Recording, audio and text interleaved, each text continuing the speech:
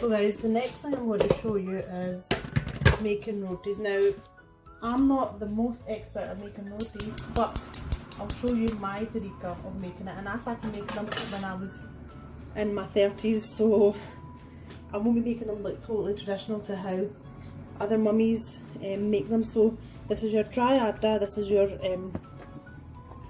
dough, which I've made using Canada atta, which is amazing. It's really, really nice. It doesn't stick to your hands, which I've always had a phobia about. It's my rolling pin, and I've got my tawa on. So what I do, and this isn't totally correct, but it works for me, and I think there's a lot of people out there that probably don't have the confidence to make roti like for me for a long time, but these tips kind of helped me. So I've got this atta and I put some oil in it, which stops the atta sticking to your hands. So I've picked up like a kind of palm size amount of dough, put it into the flour, put it back into your hands, and then you just make into a ball.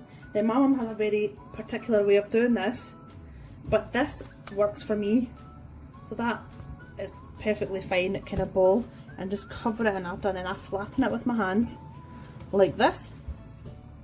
Make sure it's totally covered in dough, and then I bring it over here.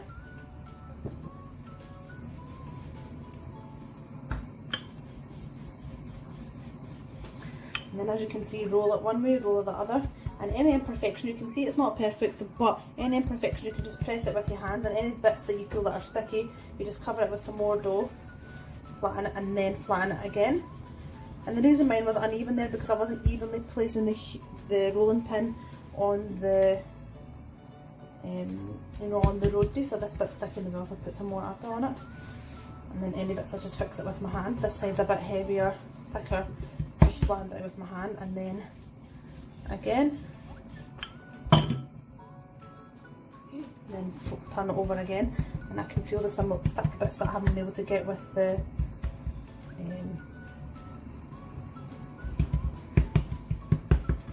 with the rolling pin, but now I'm trying to just even it out now again, and then one more time. And it's not perfectly round, but they're absolutely, it's lovely atta, and they're totally edible roti. My husband can vouch for that.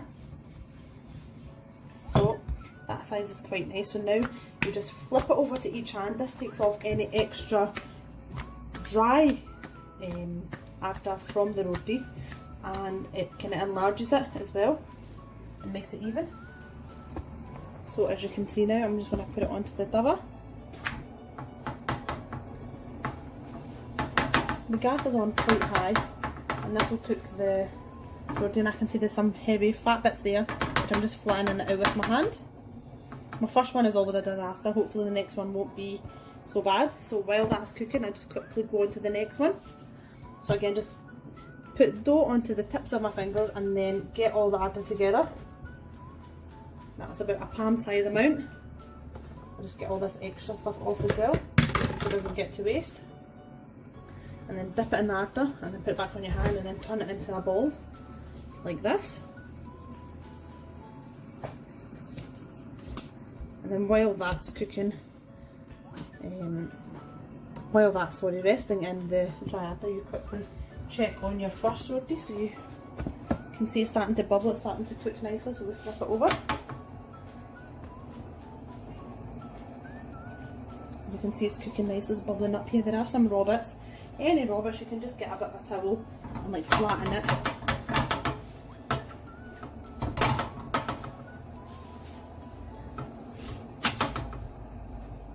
As you can see, it's cooking, it smells delicious.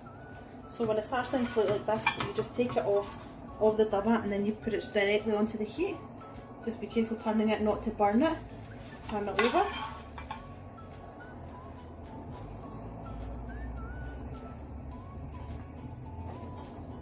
It's bubbling away nicely.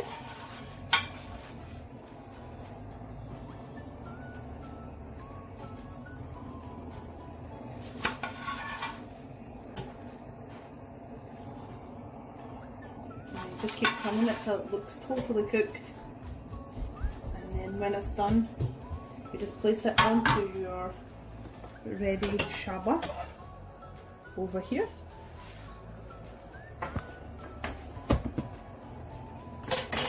heat down just till I put some butter onto my roti. So this keeps the roti nice and soft. Again, if you're not an expert like me, it just keeps it nice and soft. If you're not going to eat it immediately, obviously they're made to be eaten immediately, but this keeps it really soft if you're going to have it a few hours later.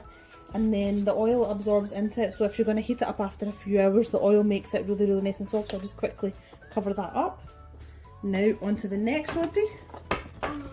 We'll try and make this a round one this time. Now this one is another way you can do it, and it's just pressing each side, and that makes it totally even when you cook it. Or roll it, so then you roll it down like this.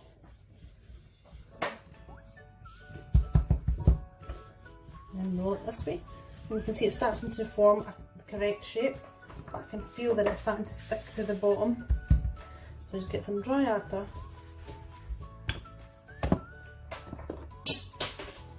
Sorry, I just knocked my tripod there. And again, it's starting to stick.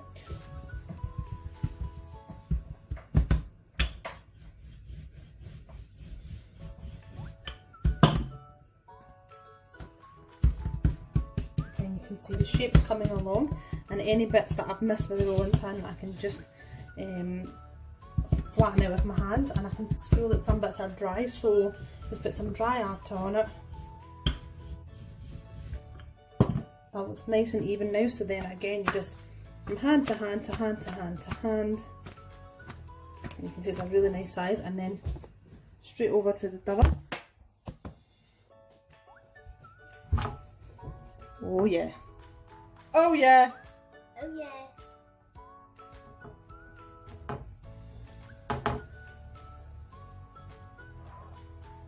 Well, that's good, and I just like to kind of tidy up because atta gets everywhere. And I put the gas on full because I put it down just so it wouldn't burn my next roti. And you can see it's still kind of raw, the heat hasn't really touched it, even if I touch it it's still raw. When it starts to bubble up, that's when you know that the heat has started to cook the roti.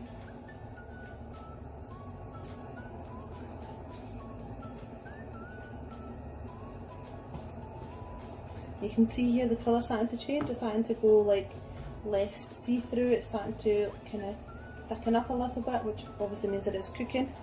When it starts to bubble, that's when we'll turn the roti over.